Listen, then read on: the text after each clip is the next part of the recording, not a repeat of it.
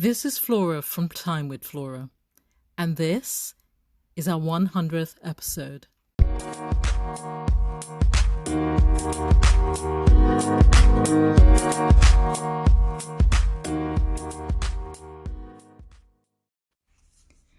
So, how does it feel to have reached my 100th episode? Reaching my 100th episode tells me that I can definitely learn new things and not to be afraid of stepping into a new environment, a new space, tackling something new that is unfamiliar to me, but that I'm prepared to learn. Hitting 100 episodes means that hard work does pay off.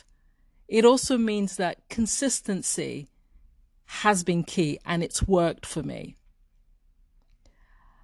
Hitting 100 episodes tells me that I am doing something that others value, as well as valuing it myself.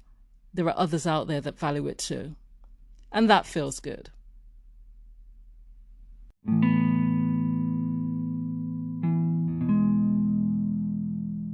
Truly, I've enjoyed listening to Time with Flora podcast because there are lots of genuine conversations that treat the real life issues. And each time I listen to any of those conversations, I get motivated to even do more. And the one that holds so much for me is the work-life balance. It actually gave insight on how one can manage his life and his work related issues. And as a young father, I really enjoyed that particular one.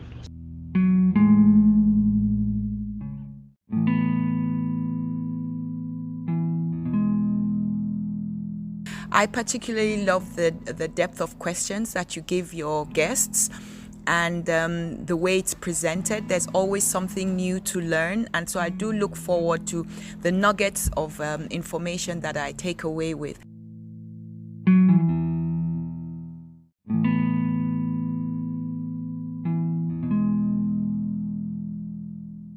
I think what I enjoy most about the Talking with Flora podcast is the different range of guests from different backgrounds and just the variety of information I can get from each different episode.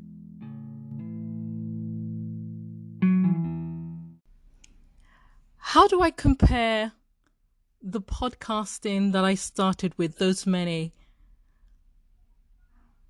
episodes ago compared to what podcasting means to me now? When I started podcasting 99 episodes ago, I was really in a position of just wanting to develop my public speaking skills. And usually my approach to really getting into learning something that is unfamiliar or new to me, that I really want to develop as something more regular, is to find something that I do on a regular basis as the platform to allow me to practice and develop that competence. So public speaking was the thing that I was keen on doing, more training, speaking to audiences that would be unfamiliar to me. And what podcasting presented, which I enjoyed listening to anyway, I'm a big radio fan, was an opportunity for me to, develop that art of speaking in a practical kind of way a bit more. What it is now is so much more than that. I see myself as a fully fledged podcaster. I can identify, and I do identify myself as such. I know that what I do with my podcasting does add value to those that listen to it and to myself as well. It is constantly an opportunity for me to become more self-aware, to give that value in terms of building one's self-awareness and emotional intelligence to others. It is really very reflective in its nature in terms of what it allows you to do to kind of take that step back, certainly in the way in which I podcast.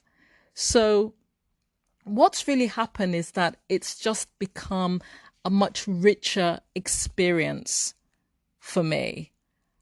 One that I've been able to develop far more knowledge than I started with and competence than I started with. When I started, it was simply just a case of practicing my public speaking skills, but actually it's expanded into a far richer capability and some of the behind the scenes competence as well, something that I never really bargained for that I would be able to learn. And now I'm running podcasts and doing some interesting editing activities as well that really has opened my eyes to the exciting world of podcasting. So it's definitely evolved. It's fun. It's an opportunity to grow, to develop, to enrich lives. And I don't feel I need to stop doing it.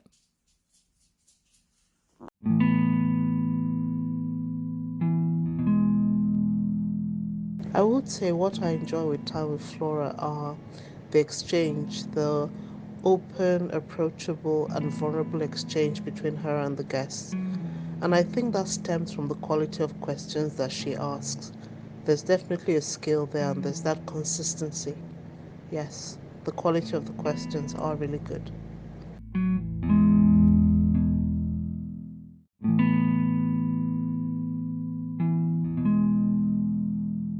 Congratulations to Time with Flora on the 100 episodes milestone. This is great. I love your podcast and the varied relevant topics you cover. It's always upbeat and inspiring.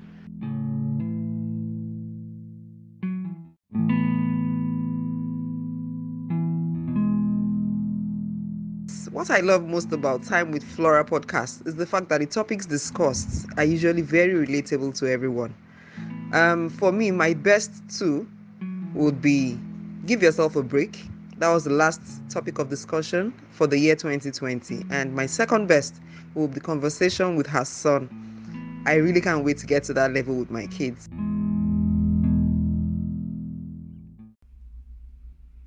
I think reflecting on what I've learned most as a result of my podcasting journey, I think I would say the thing that comes most to mind is just knowing that I always have the ability to try something new, and that there's no need to be afraid, and that it's not about others, it's about what I think and what I'm prepared to give to learn.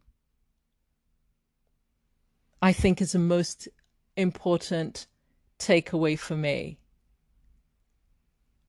I can start afresh, I can start anew, I can learn new things regardless of my age or where I am in my life or the phase that I'm at, and how different what it is I'm aspiring to learn may be different to what it is I'm used for. There really is no reason not to try, no reason not to give it a go. And that if the commitment is there and the determination is there, there really is no reason why I can't try and have a go. And I think that's the whole point. It's going beyond the point of I wish I could, maybe I will, whatever, all those anticipating type of statements that we make that are kind of precursor to actually getting something done. Just get on with it.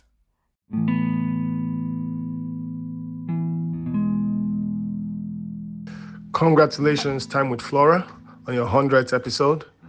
This is Richard Arigbodi, one of your active listeners, though I've missed a few over the past 99 episodes. But for me, I think one thing that stands out, particularly in it's the way the topics have evolved over time. And it's something to look forward to. You almost do not have an idea of what the topic is going to be the next time. And because of the diverse range of speakers from different perspectives, different career fields, different realities, it's always something new and it's always something I look forward to. And with every topic, with a lot of speakers, there's a thing or two which I've picked and I've learned. Why do I like podcasting so much? I mean, I've talked about this in previous episodes, conversations. I have always been a big radio fan, always. And when I realized that I could also podcast myself, at first it was really scary, but once I stepped in to that space, there was really no looking back. And why I like it is that, and I yeah, it's great to have lots of followers and things like that, and I'm working towards that as well.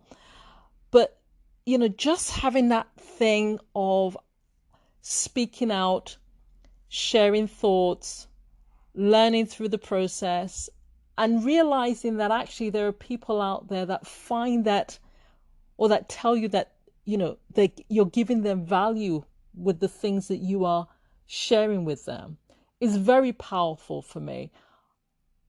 I find listening to podcasts that I listen to anyway really powerful in terms of the experience, in terms of what I get and how I reflect on what I hear. And for me to also be in a position to do the same thing for others, I think is quite a gift.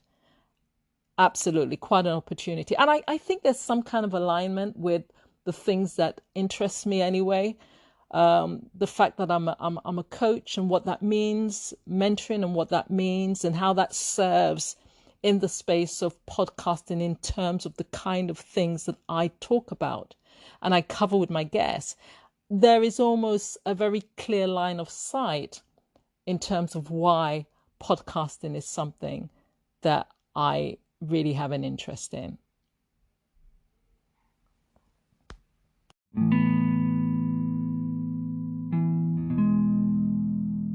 What I find most enjoyable about Flora's sessions and the podcast is the authenticity. She laughs from her heart.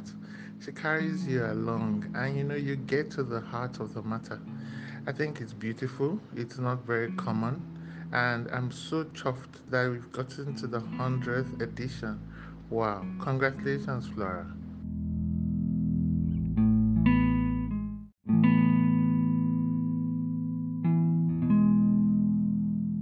Annie Omosevwerha, just want to say I think Time with Flora podcast have really evolved coming up to this 100th episode because there's so much variety. And also her ability to get interesting responses from her host has been great. So how do I think my podcasting journey will evolve further over the next 100 episodes?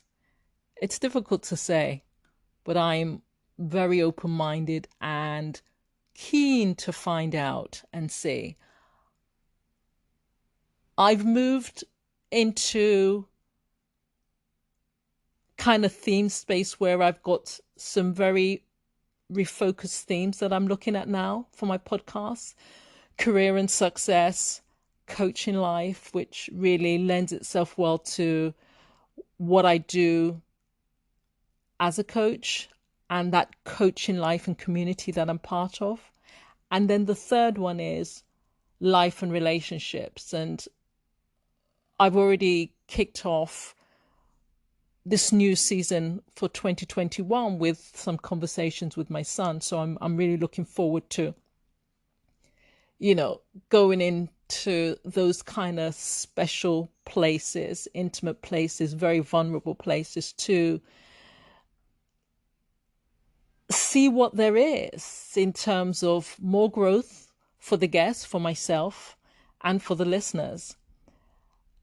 So those are some of the kind of new areas that Time with Flora is going to be evolving within.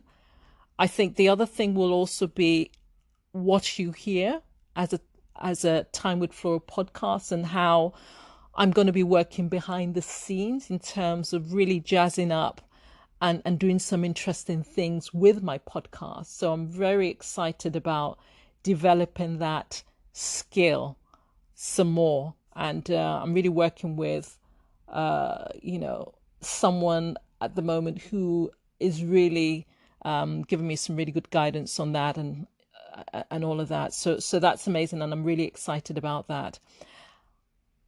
I think that I also would like to see how Time with Flora becomes something that actually can carry itself financially. I think is definitely something that I would like to see happen. I love podcasting. I do it for free anyway, but I'd like to see how it can stand on its own. That is another area of focus for me, certainly. So we'll see how that evolves over the next 100 episodes, which is pretty much going to be a year plus. So, and there's going to be a lot of stuff going on. And of course, there's the other piece about staying relevant in terms of themes that my listeners are really interested in hearing more about as well. So having that listening ear to respond to some of the requests that are out there in terms of the content that is being developed and pushed into the public domain. So, let's see how it goes. Really open mind, really excited, and watch this space.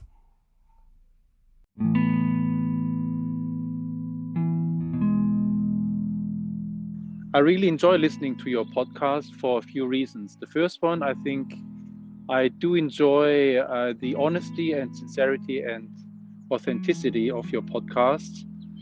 You usually invite very interesting and inspiring people to your podcast, and it comes across as very honest and very sincere, and I really enjoy that part. The second reason is I learn every time I listen to your podcast, I learn something new. So it helps me on my own personal journey of learning and growing, and I really do appreciate that. And thirdly and lastly, I do enjoy just your energy and the energy of your podcast guests. That is usually a good start for me for the day. My thanks to the listeners who provided their comments for this episode. And my thanks also to Bo Isu, who provided editing advice.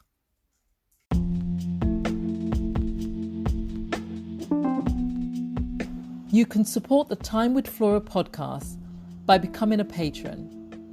As a patron of this podcast, you will be entitled to benefits including one-to-one catch-up time with me, mentoring and coaching. To become a patron of this podcast, go to www.patreon.com/timewithflora, one word.